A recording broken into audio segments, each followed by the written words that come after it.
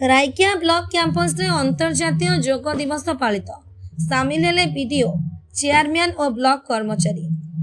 कन्धमाल जिला राइकिया ब्लॉक कार्यालय परिसर में आज पवित्र अंतर्जातीय योग दिवस बेस उत्साहर सह पालित हो जाइछि।